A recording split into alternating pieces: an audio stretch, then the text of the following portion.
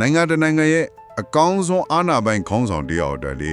ကိုယ့်ရဲ့အရေးအနည်းဆုံးအယုံကြည်ရဆုံးစစ်ပတ်မဟာမိတ်ကိုယ့်ရဲ့ညာလက်ယုံကတစ္ဆာဖောက်တယောက်ဖြစ်နေနိုင်တယ်ဆိုတဲ့အတွေ့အမျိုးလောက်ကြောက်စရာကောင်းတာဘာမှမရှိတော့ဘူးလားဟုတ်ပါတယ်ရှင်အခုတရုတ်တမတ်တရှီကျင်ဖီရင်ဆိုင်နေရတဲ့အခြေအနေက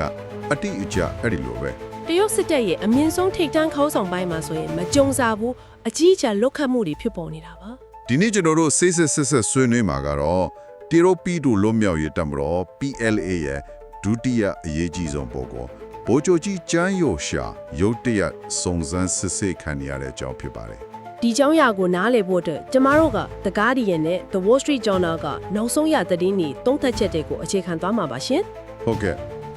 ဒီဆွေးနွေးမှုရဲ့ရည်ရွယ်ချက်ကတော့ဒီရှင်းလေးထုတ်ပတ်မှုတွေနောက်ွယ်မှာပါတယ်ဖြစ်ခဲ့တယ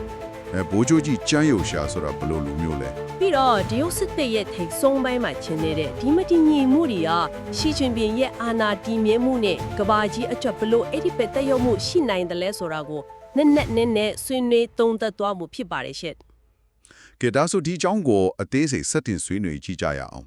ပထမဆုံးရင်ဗိုလ်ချုပ်ကြီးကျန်းယိုရှာကဘာတူလဲဗျာဘာကြောင့်သူ့ရဲ့နေရာကဒီလောက်တောင်အရေးပါနေရတာလဲ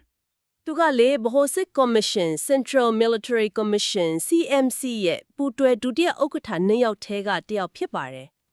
CMC ဆိုတာကတမတော်တစ်ခုလုံးကိုအမိန့်ပေးအုပ်ချုပ်တဲ့အမြင့်ဆုံးအဖွဲ့အစည်းပေါ့နော်ဟုတ်ပါတယ်ရှင်တရုတ်ကွန်မြူနစ်ပါတီကနေတဆင့် PLA တစ်ခုလုံးကိုအုပ်ချုပ်တဲ့အဖွဲ့အစည်းပါဥက္ကဋ္ဌကရှီကျင်ပင်ကိုယ်တိုင်ဖြစ်ပြီးတော့ကျန်းယုံရှာကဒုဥက္ကဋ္ဌဆိုတော့စစ်ပတ်ဆိုင်ရာမှာရှီကျင်ပင်ပြီးရင်သူကဒုတိယအာဏာရှိဆုံးလို့ပေါ့အတိအကျပါပဲဒါပြင်သူဟာရှီရဲ့အရင်နီးဆုံးတက်တန်းအရှိချဆုံးစစ်ပတ်မဟာမိတ်အဖြစ်သတ်မှတ်ခံထားရသူလည်းဖြစ်ပါတယ်သူ့ဝရှီရဲ့ယုံကြည်မှုကဘလို့ထီရှိရဲဆိုတာကိုပြတဲ့အချက်တစ်ချက်လည်းရှိသေးတယ်ဗျသူသက်85နှစ်ရှိနေပြီပုံမှန်ဆိုရင်အရင်စားယူရမယ့်အရွယ်ကိုကြော်လွန်နေပြီလေဟုတ်ပါတယ်ဒါပေမဲ့ရှီကစီးမြင့်စည်းကမ်းတွေကိုကြော်လွှားပြီးသူ့ကိုဒီယာထူးမှဆက်ခန်းထားခဲ့တာဒီလောက်တောင်ယုံကြည်အားကိုးရတဲ့သူကအခုစုံစမ်းစစ်ဆေးခံနေရတယ်ဆိုတော့ဒါတော်တော်လေးကိုထူးခြားတဲ့အခြေအနေတစ်ခုပါပဲဟုတ်ပါတယ်ဒီနေရာမှာထပ်ပြဆွပြောချင်တာကဒီကိစ္စကဂျန်ယိုရှာတယောက်ထဲနဲ့ရပ်မနေပါဘူးရှင်တခြားသူတွေလည်းပါသေးတာလားသူနဲ့အတူ CMC ရဲ့ပူးတွဲစစ်ဦးစီးချုပ်ဖက်တဲ့ဘူချုပ်ကြီးလူဂျန်လေးလည်းစုံစမ်းစစ်ဆေးခံရပါတယ်ဒါကတက်မတော်ရဲ့အမြင့်ဆုံးအဆင့်မှာလူတယောက်ထဲရဲ့ပြဿနာမဟုတ်ပဲပိုချေပြတ်တဲ့ပြဿနာတစ်ခုရှိနေတယ်ဆိုတာကိုညွှန်ပြနေလာပါတမတော်ရဲ့အမြင့်ဆုံးအဆင့်ကလူနှစ်ယောက်ကိုတပြိုင်တည်းစုံစမ်းစစ်ဆေးတဲ့ဆိုတော့သူတို့ကိုဆွဲဆိုထားတဲ့အကြောင်းပြချက်ကတာမန်ဖြစ်ဖို့မလွယ်တော့ဘူးလို့ထင်တယ်ဗျတရားဝင်ထုတ်ပြန်ချက်တွေမှာတော့နောက်ွယ်ကတရင်မြစ်တွေမှာပါသူတို့ကိုဘလို့ဆွဲထားပါတယ်လေတရားဝင်ထုတ်ပြန်ချက်တွေကတော့တရုတ်နိုင်ငံရဲ့ထုံးစံတိုင်းအလွန်ရေးပြည့်စံပြီးတိတိကျကျမပြောပါဘူးစီးကိုင်းတဲ့ဥပဒေကိုစိုးရွားစွာချိုးဖောက်မှုအဲ့ဒါမျိုးလားဟုတ်ပါတယ်အဲ့ဒီစကလုံးကိုပဲတုံးထားတယ်ဒါကအကတိလိုက်စားမှုကိုရည်ညွှန်းတဲ့အတုံးလုံးပေါ့ဒါပေမဲ့ The Wall Street Journal လို့အနောက်တိုင်းမီဒီယာတွေကိုပေါက်ကြားလာတဲ့သတင်းတွေမှာတော့အများကြီးပိုပြီးပြင်းထန်တဲ့ပိုပြီးတိကျတဲ့ဆွဆွဲချက်တွေပါလာတယ်ရှင်ဟုတ်လားဘလို့ဆွဆွဲချက်တွေမျိုးလဲဗျာအဓိကဆွဆွဲချက်နှစ်ခုရှိပါတယ်ပထမတစ်ခုကတော့လာဘ်စားမှုပါကာကွယ်ဝင်ကြီးရာထူးလို့ယာထူးတိုးမြင့်ပေးဖို့အတွက်လမွေတွေလက်ခံခဲ့တယ်လို့ဆိုပါတယ်ဒါပေမဲ့ဒုတိယဆွဆွဲချက်ကတော့ဟဆာပေါင်းများစွာပိုပြင်းထန်ပါတယ်အဲ့ဒါကတော့ American ပြည်ထောင်စုကိုကျုပ်ရဲ့ nuclear လက်နက်အစီအစဉ်ရဲ့လျှို့ဝှက်ချက်တွေပေါက်ကြားစေခဲ့တဲ့ဆိုတဲ့ဆွဲချက်ပါပဲတစိတ်လား nuclear လျှို့ဝှက်ချက်ပေါက်ကြားမှုဆိုတာကတာမန်အကတိလိုက်စားမှုနဲ့လုံးဝအစ်စ်မတူတော့ဘူးဒါဟာနိုင်ငံတော်တစ္ဆာဖောက်မှုအမြင့်ဆုံးအဆင့်မှာသူလျောလုပ်ငန်းလုပ်ဆောင်ခဲ့တဲ့ဆိုတဲ့သဘောတက်ရောက်နေပြီအတိအကျပါပဲဒီဆွဆွဲချက်တာမှငယ်ရဲ့ဒါဟာကျိုးကတဲ့သမိုင်းမှာအကြီးမားဆုံးသူလျောမှုအရှုပ်တော်ပုံတွေထဲကတစ်ခုဖြစ်သွားနိုင်တယ်လေဒါကြောင့်လဲဒီကိစ္စကဒီလောက်ကြရိုက်သွားကပေါ့ဟုတ်ပါတယ်ဒါကြောင့်လဲလေးလာသူတွေကဒါဟာရိုးရိုးအကတိလိုက်စားမှုတိုက်ဖြည့်ရေးဆိုတာထက်ပိုနက်နဲတဲ့နိုင်ငံရေးရှင်းလင်းမှုဒါမှမဟုတ်တပ်တွင်းကသစ္စာဖောက်တွေကိုရှင်းလင်းဖေရှားမှုဆိုတဲ့အယောင်တွေးတွေပါလာတယ်လို့သုံးသပ်ကြတာပါစိတ်ဝင်စားစရာပဲကြည်မှုနဲ့မျောလင်းချက်တွေကိုစိုးစိုးရွားရွားသစ္စာဖောက်ခဲ့တယ်လို့ပြင်းပြင်းထန်ထန်ရေးသားထားတာကိုတွေ့ရပါတယ်ရှင်ဒီနေရာမှာပိုပြီးစိတ်ဝင်စားစရာကောင်းတာကဒါဟာတီးခြားစရက်တစ်ခုမဟုတ်ဘူးဆိုတာလေဗျာလွန်ခဲ့တဲ့နှစ်လောက်ကမှရှီကျင်ပင်ကိုယ်တိုင်ရွေးချယ်ခန့်အပ်ခဲ့တဲ့ဗဟိုစစ်ကော်မရှင်အဖွဲ့ဝင်တွေရဲ့အခြေအနေကိုပြန်ကြည့်လိုက်ရင်အခုဖြစ်နေတဲ့ပြဿနာရဲ့လေးနက်မှုကိုပိုပြီးနားလည်နိုင်မယ်ထင်တယ်ဟုတ်ပါတယ် အဲ့ဒီအချက်ကအရေးကြီးဆုံးပါပဲ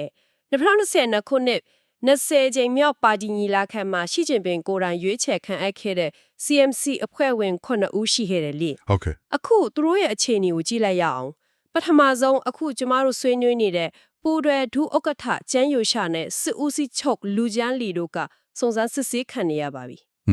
နေရောက်က ဲမြောင်းဟွာလို့3ယောက်ကတော့ပါတီနဲ့တပ်မတော်ကနေတရားဝင်ထောက်ပယ်ပြီးသားဖြစ်သွားပါပြီ ဒါဆိုရင်9ယောက်မှာ9ယောက်က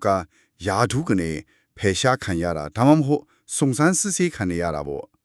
ဒါဟာတကယ်ကိုမယုံနိုင်စရာပါပဲ ဟုတ်ပါရဲ့ နှစ်တောင်မပြည့်သေးတဲ့အချိန်မှာရှင်ကျင်းဖျင်ကိုယ်နဲ့ရွေးချယ်ခဲ့တဲ့သူ့ရဲ့စစ်ပတ်ဆိုင်ရာ dream team လို့ပြောလို့ရတဲ့အဖွဲ့တစ်ခုလုံးနီးမှာပြိုကွဲသွားလို့ပဲ ဆိုတော့လက်ရှိမှာရှီကျင်ဖျင်ကိုလိုင်နဲ့အကတိလိုက်စားမှုတိုက်ဖြတ်ရေးကော်မရှင်ရဲ့အကြီးအကဲဂျန်ရှာမင်းဆိုတဲ့သူအဲ့ဒီနဲ့ဦးပဲဘာမှမဖြစ်ပဲကြံမာတော့တယ် ဒါဟာစနစ်ထဲမှာအကတိလိုက်စားမှုဘလောက်နဲ့ဆိုင်လဲဆိုတော့ထက်ရှီကျင်းဖျင်ရဲ့လူရွေးချယ်နိုင်စွာအပေါ်မှာပါမေခွန်းထုတ်ဆရာဖြစ်လာစေတယ်ဗျာ ကိုရှင်းလင်းပြီးအာနာကိုခိုင်မအောင်လှုပ်ဆောင်တဲ့နေရာမှာအသုံးဝင်ခဲ့ပြီမယ်အခုတော့ကိုလိုင်ခန့်အပ်ထားတဲ့အတွင်းစည်းလူတွေကိုပြန်ဖြစ်မှတ်ထားလာတာတွေ့ရတယ်လေ ။ဘာကြောင့်အခုမှကိုလူကိုပြန်ရှင်းနေရတာလဲဗျ။ သုံးသပ်ချက်တွေအရတော့အကျုံးကျချက်နှစ်ခုဖြစ်နိုင်ပါတယ်ရှင်တစ်ခုကတော့သူအရင်ကတတိမထားမိခဲ့တဲ့အမြင့်တွယ်နေတဲ့အကတိလိုက်စားမှုကွန်ရက်တွေကိုအခုမှအမှန်တကယ်ရှင်းထုတ်နေတာဖြစ်နိုင်ပါတယ် နောက်တစ်ချက်ကတော့သူ့အပေါ်သစ္စာစောင့်တည်မှုမရှိဘူးလို့သူတန်တရားဝင်နေတဲ့သူတွေကိုဖယ်ရှားနေတာလည်းဖြစ်နိုင်ပါတယ်2023ခုနှစ်မှာတရုတ်ရဲ့နျူကလ িয়ার ဒုံးကျည်တပ်ဖွဲ့ဖြစ်တဲ့ Rocket Force ရဲ့ထိပ်တန်းခေါင်းဆောင်ပိုင်းတစ်ခုလုံးကိုရှင်းလင်းထုတ်ပယ်ခဲ့တာကဒီအဖြစ်အပျက်တွေအတွက်ရှင်းပြနေမိပါပဲ ။အော်အရင်ကတည်းကအစာပြုံးနေခဲ့တာပေါ့ ဟုတ်ပါတယ်ဒီရှင်းလင်းမှုတွေကလူပုဂ္ဂိုလ်တွေတင်မကပဲစစ်လက်နဲ့ပစ္စည်းဝယ်ယူရေးလုပ်ငန်းစဉ်တွေနဲ့ကာကွယ်ရေးကုမ္ပဏီကြီးတွေကိုပါထိခိုက်တဲ့အထိကျေပြန့်လာနေပါတယ် ။ဗိုလ်ချုပ်ကြီးဂျန်ယုံရှာအကြောင်းကိုပြန်ဆက်ပြောအောင်သူ့ကိုဒီလိုရှင်းလင်းလိုက်တာကဘာကြောင့်ဒီလောက်အရေးကြီးနေရလဲဆိုတဲ့ချက်ကြီးထဲမှာသူ့ရဲ့နောက်ခံတမိုင်းကြောင့်လေပါမယ်ထင်တယ်ဗျာ။သူကရိုးရိုးစားပွဲမှာထိုင်ပြီးအလုပ်လုပ်တဲ့ bureaucrat တယောက်မဟုတ်ဘူးလို့တရင်မြစ်တွေကဆိုပါတယ် ဟုတ်ပါတယ်ရှင်သူ့ရဲ့နောက်ခံသမိုင်းကြောင်းကတကယ်ကိုထူးခြားပြီးခစ်တစ်ဖြီအောင်လည်းမှာရှာပါပါတယ်သူဟာ1968မှာတမတော်လေးဝင်ခဲ့ပြီး1989နဲ့1984ခုနှစ်တင်မှာဗီယက်နမ်နဲ့ဖြစ်ပွားခဲ့တဲ့နယ်စပ်စစ်ပွဲတွေမှာတမှုကျော်အနေနဲ့ကိုယ်တိုင်ကိုယ်ကြတိုက်ခိုက်ခဲ့သူပါ ။တကယ်တိုက်ပွဲအတွေ့အကြုံရှိတဲ့သူပေါ့ ဟုတ်ပါတယ်တရုတ်နိုင်ငံပိုင်မီဒီယာတစ်ခုဖြစ်တဲ့ China Youth Daily ကသူ့ကို2019ခုနှစ်ကစောင်းမတစ်ပုဒ်မှာစစ်မြေပြင်မှာရန်သူကိုတတ်ထဲ့တဲ့ကျုပ်ပူချုပ်ဆိုပြီးဂုံပြုရေးသားခဲ့ပူပါတယ် ။တိုက်ပွဲအတွေ့အကြုံရှိတယ်ဆိုတာကခစ်တဲ့တရုတ်စစ်တပ်မှာတော်တော်လေးရှားပါတဲ့အရေးချင်းမဟုတ်လားဗျာ။တရုတ်ဟာဆယ်စုနှစ်ပေါင်းများစွာကြီးမားတဲ့စစ်ပွဲမတိုက်ခဲ့ဘူးလေ အတိအကျပါပဲ PLA ရဲ့ထိတ်တန့်ပူချုပ်တဲ့ထဲမှာတကယ်စစ်မြေပြင်အတွေ့အကြုံရှိသူဟာသူတယောက်တည်းညီပါပဲကြံတော့တယ်လို့ဆိုကြပါတယ်ရှင် ။အဲ့ဒီအတွေ့အကြုံတွေကြောင့်ပဲသူဟာတက်မတော်ခိမီရဲ့အတွက်အခိုင်အမာထောက်ခံတဲ့ခိမီရဲ့သမားတယောက်ဖြစ်လာခဲ့တယ်လို့သုံးသပ်သူတွေကဆိုပါတယ်ခိမီလက်နက်တွေပုံမကောင်းမွန်စွာလေ့ကျင့်ထားတဲ့တပ်ဖွဲ့တွေလိုအပ်ကြောင်းကိုသူကအမြဲတမ်းတိုက်တွန်းပြောဆိုလေးရှိသူပါ ဆိုလိုတာကသူကစာရေးပေါ်က theory မှမဟုတ်ပဲစစ်မြေပြင်ရဲ့အရှိတရားကိုနားလည်တဲ့သူပေါ့ ဟုတ်ပါပဲ အဲ့ဒီအချက်ကပဲဒီကိစ္စကိုပို့ပြီးရှုပ်ထွေးစေတာမဟုတ်လားတစ်ဖက်မှာတိုက်ပွဲအတွေ့အကြုံရှိတဲ့တမတော်ခင်မီရေးကိုလိုလားတဲ့ခေါင်းဆောင်တယောက်ကိုရှီကလိုလားမှာပဲတပနဲ့အခုလိုရှင်းပြလိုက်တာကအဂတိလိုက်စားမှုဆိုတဲ့အကြောင်းပြချက်ထက်သူ့ရဲ့ဩစာကိုစိန်ခေါ်လာနိုင်တဲ့သူထက်ပိုပြီးတက်ကလေးစားမှုကိုရနိုင်တဲ့သူကိုဖယ်ရှားလိုက်တဲ့နိုင်ငံရေးလောက်ချန်မှုဘက်ကိုပိုပြီးညွန်ပြနေတယ်လို့ပါပဲ ဒါပဲဒီအဖြစ်ပြက်ရဲ့အဓိကကြားတဲ့မေဟွန်ကိုဖြစ်လာစေပါရရှင်ဒါဟာအဂတိလိုက်စားမှုတတ်တက်လားဒါမှမဟုတ်နိုင်ငံရေးသစ္စာဆောင်တည်မှုနဲ့ထိန်းချုပ်နိုင်မှုအသက်လားဆိုရယ်မေဟွန်ပါ ဟုတ်ကဲ့ ကျန်းယုံရှာလို့ယာဒူးကြီးပြီးရှီနဲ့ရင်းနှီးတဲ့ဆက်ဆံရေးရှိကတိုက်ကွဲအတွေ့အကြုံနဲ့ပြည့်စုံတဲ့သူတယောက်ကိုတော့ရှင်းလင်းထုတ်ပယ်လိုက်တာဟာ PLA ထဲကကျန်တဲ့သူအားလုံးအတွက်အလွန်ကြောက်စရာကောင်းတဲ့သတင်းစကားတစ်ခုပေးလိုက်တာပါပဲ ဘယ်လိုသတင်းစကားမျိုးလဲဗျာ အတိတ်ပဲလာတော့ဘဒူးမှထိလို့မရဘူးဆိုတာမရှိဘူးအမြင့်ဆုံးအစ်စ်မှာတော့ဘဒူးမှလုံခြုံမှုမရှိဘူးဆိုတဲ့သတင်းစကားပါပဲရှင် ကောင်းပြီဒါဆိုရဲ့ဒီအဖြစ်ဖြစ်ဒီအားလုံးက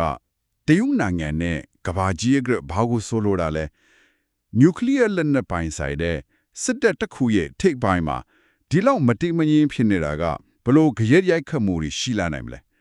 တတိမိတွေကထိုင်ဝမ်အရေးကိုအဓိကထားပြီးထည့်ပြောထားတာကိုတွေ့ရတယ် ဟုတ်ပါတယ်ဒီနေရာမှာသတင်းရဲ့မြစ်ထဲမှာပါတဲ့ပညာရှင်တွေရဲ့မြင်နစ်ခုကိုနိုင်ရှင်ဆွေးနွေးကြည့်ရအောင် ဟုတ်ကဲ့ တစ်ဖက်မှာ Defense Priority ဆိုတဲ့ think tank က Lyle Goldstein ကဒါဟာ nuclear အင်အားကြီးနိုင်ငံတနိုင်ငံရဲ့နိုင်ငံရေးတည်ငြိမ်မှုနဲ့ပတ်သက်ပြီးပိုကြီးမားတဲ့ပြဿနာတွေကိုဖြစ်ပေါ်စေတယ်လို့ထောက်ပြပါတယ် ဒါကရှီရဲ့စီရင်ဆုံးဖြတ်မှုညံ့ဖျက်မှုကိုထင်ဟပ်စေနိုင်တယ်လို့သူကဆိုတယ်နော်ဆိုလိုတာကရှီကသူ့လူတွေကိုတော့ကောင်းကောင်းမရွေးနိုင်ဘူးလားဆိုတဲ့မေးခွန်းတွေထွက်လာစေတာပေါ့ ဟုတ်ပါတယ်မတီမငြိမ်ဖြစ်နေတဲ့ခေါင်းဆောင်ပိုင်းဟာအထူးတစ်ဖြင့်ထိုင်ဝမ်နဲ့ပတ်သက်ရင်ပိုပြီးကြိုတင်ခန့်မှန်းရခက်နိုင်တဲ့ပိုပြီးအန်ဒရီယာများတဲ့အဆုံးဖြတ်ချက်တွေချနိုင်တယ်လို့စိုးရိမ်မှုတွေရှိနေပါတယ်ရှင် ဒါပေမဲ့ခေါင်းဆောင်ပိုင်းတစ်ခုလုံးဒီမှာဒီလိုတုံလုံးနေတဲ့အချိန်မှာတဲ့ရဲ့လူငန်းဆောင်သားတွေကတကယ်ပဲဘာမှမဖြစ်တယ်လို့ဆက်သွားနိုင်ပါမလားအချို့သုံးသက်သူတွေကတော့ရေရှည်မှာပြဿနာမရှိနိုင်ဘူးလို့ဆိုထားတာလေတွေ့ရတယ်ဗျာ ဟုတ်ကဲ့စင်ကာပူညန်ယန်နိပညာတက္ကသိုလ်က James Cha ကတော့အမြင်မတူပါဘူးသူကဒီလိုရှင်းလင်းထုတ်ပယ်မှုတွေရှိနေပေမဲ့တမတော်ရဲ့နေ့စဉ်လုပ်ငန်းဆောင်တာတွေနဲ့ရေရှည်ရည်မှန်းချက်တွေကပုံမှန်တိုင်းဆက်သွားနိုင်လိမ့်မယ်လို့ယူဆတယ် သူ့ရဲ့အကျိုးအကြောင်းကဘာများလဲဗျာ သူ့ရဲ့သုံးသက်ချက်တော့ကတမတော်ရဲ့ရေရှည်တင်မြရဲ့ရည်မှန်းချက်တွေဟာလူပုဂ္ဂိုလ်တွေရဲ့ပေါ်မှာမူတည်နေတာမဟုတ်တော့ဘူးလို့ဆိုပါတယ်ရှီချမထားတဲ့ရည်မှန်းချက်တွေဖြစ်တဲ့2003ကစစ်သွဲနောက်မှာတမတော်ကိုအခြေခံအဖြစ်ခင်မြောက်လုပ်ရင်းနဲ့2049မှာကမ္ဘာချင်းမီတမတော်ဖြစ်ရစွာတွေဟာအဖွေးကြီးတစ်ခုလုံးရဲ့ရည်မှန်းချက်ဖြစ်သွားပြီလေ အော် institutionalize ဖြစ်သွားပြီပေါ့ ဟုတ်ပါတယ်ဒါကြောင့်တာဝန်ယူတဲ့သူတွေပဲဖြစ်ဖြစ်ဒီလမ်းကြောင်းတိုင်းဆက်သွားလိမ့်မယ်လို့သူကသုံးသပ်ပါတယ်ဒါကတော့ရေရှည်အမြင်မှာ ဒါမဲ့ရေတော့မှတော့အကျိုးတရားမှုတွေကရှောင်လွယ်လို့မရဘူးထင်တယ်ဗျာအထူးသဖြင့်တက်တဲ့စိတ်သက်ပိုင်းဆိုင်ရာနဲ့စစ်စင်ရေးဆိုင်ရာအဆင်သင့်ဖြစ်မှုအပေါ်မှာပေါ့ တခြားပေါက်ရှိနိုင်ပါတယ်ရှင်ဒီဖြစ်ဖြစ်ကိုပိုကျပြန့်တဲ့ရှူတောင်းကနေကြည့်မယ်ဆိုရင်အသွေးကြုံရှိတဲ့ခေါင်းဆောင်ပိုင်းကိုရုတ်တရက်ဆုံးရှုံးလိုက်ရတာတမတော်အတွင်းမှာကြောက်ရွံ့မှုတွေတန်တရားတွေလွှမ်းမိုးနေတဲ့အခြေအနေဟာရေတို့မှာစိတ်သက်ပိုင်းဆိုင်ကိုထိခိုက်စေနိုင်ပါတယ် ဟုတ်ကဲ့ဘသူကိုယုံရမ်းမလဲဘသူကနောက်တယောက်ရဲဆိုတဲ့အတွေးတွေကတမှုတွေကြားထဲမှာရှိနေနေတာပေါ့ ဟုတ်ပါတယ်ဒါကဆုံးဖြတ်ချက်ချမှတ်မှုတွေကိုနှေးကွေးစေနိုင်တယ်လို့စွန့်စားရမယ့်ကိစ္စတွေမှာနှုတ်တွန့်သွားစေနိုင်ပါတယ်ဒါကြောင့်နိုင်ငံခြားတန်တမတ်အနေနဲ့လုံခြုံရေးဆိုင်ရာလေ့လာသုံးသပ်သူတွေကတော့တရုတ်စစ်တပ်ရဲ့လှုပ်ရှားမှုတိုင်းကိုအခုချိန်မှာအနီးကပ်စောင့်ကြည့်နေမှာသိကြပါတယ်ရှင် နီးကုန်းချုပ်အနေနဲ့ပြန်ချုံအောင်တုံးတက်ရရင်ရှီကျင်းပြန်တဲ့အရင်နီးဆုံးစစ်ပတ်မဟာမိတ်လို့တတ်မှတ်ခံရတဲ့ဗိုလ်ချုပ်ကြီးကျန်းယူရှားဟာအကတိလိုက်စားမှုနဲ့စိုးဆုံးကတော့နျူကလ িয়ার ရှုဝတ်ချက်တွေပေါက်ကြားမှုဆိုတဲ့ဆွဆွေးချက်တွေနဲ့စုံစမ်းစစ်ဆေးခံနေရပါတယ် ဟုတ်ပါတယ်ဒါဟာလွန်ခဲ့တဲ့နှစ်အတွင်းရှီကိုရိုင်းခါခဲ့တဲ့စစ်ပတ်ထိပ်တန်းခေါင်းဆောင်ပိုင်းတစ်ခုလုံးနီးပါးကိုပြိုကွဲစေခဲ့တဲ့ရှင်းလင်းထုတ်ပယ်မှုတွေထဲမှာနောက်ဆုံးနဲ့အပြင်းထန်ဆုံးလှုပ်ရှားမှုပါပဲ ဒီအဖြစ်ပြက်ကတရုတ်ပြည်သူလူမျိုးရေးတမတော် PLA အတွင်းမှာဘလောက်ထိနဲ့ရှိုင်းအမြင့်တွယ်နေတဲ့အကတိလိုက်စားမှုနဲ့တစ္ဆာဆောင်တိမှုဆိုင်ရာပြဿနာတွေရှိနေလဲဆိုတာကိုဖော်ထုတ်လိုက်တယ်လို့ပဲနော် ဟုတ်ကဲ့ရှင်ဒါပြင်ရှီရဲ့အတွင်းစည်းရဲ့အတည်ငြိမ်မှုနဲ့သူ့ရဲ့ကိုယ်ပိုင်ဆုံးဖြတ်နိုင်စွမ်းအပေါ်မှာလည်းပြင်းထန်တဲ့မီးဟုန်းတွေထုတ်လာစေပါတယ် တရုတ်ရဲ့ရေရှည်စစ်ရဲ့ရည်မှန်းချက်တွေက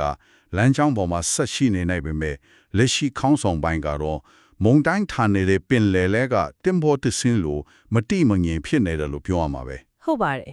ဒီဆွေးနွေးမှုကိုစဉ်းစားစရာအတွေ့တစ်ခုနဲ့အဆုံးသတ်ခြင်းပါတယ်ဗျာခေါင်းဆောင်တယောက်ရဲ့ကိုယ်တိုင်ရွေးချယ်ခန့်ထားတဲ့အတွေးစီးကိုပြန်လဲရှင်းလင်းထုတ်ပယ်တဲ့အကတိလိုက်စားမှုတိုက်ဖြတ်ရေးလှုပ်ရှားမှုတစ်ခုဟာနှရှိုင်းစွာအမြင့်တွယ်နေတဲ့ပုတ်တိုဆွေးမြင့်မှုတွေကိုစနိကသူ့အလိုလိုတန့်စင်နေတာကိုကြားနေတာလား ကြံလာမြေတန်ရများလာကသူ့အာဏာကိုခိုင်မာစေဖို့လိုအပ်တဲ့အဖွဲ့အစည်းတွေကိုတောင်ထိန်းချုပ်နိုင်စွမ်းပျောက်ဆုံးလာနေတဲ့ခေါင်းလုံတယောက်ကိုဖော်ပြနေတာလား ဒီမေကွမ်းရအဖြစ်ဟာလာမယ့်နှစ်တွေမှာတရုတ်နိုင်ငံရဲ့ရှေ့ခရီးကိုအဆုံးဖြတ်ပေးနိုင်လိမ့်မယ်လို့ဆိုချင်ပါတယ်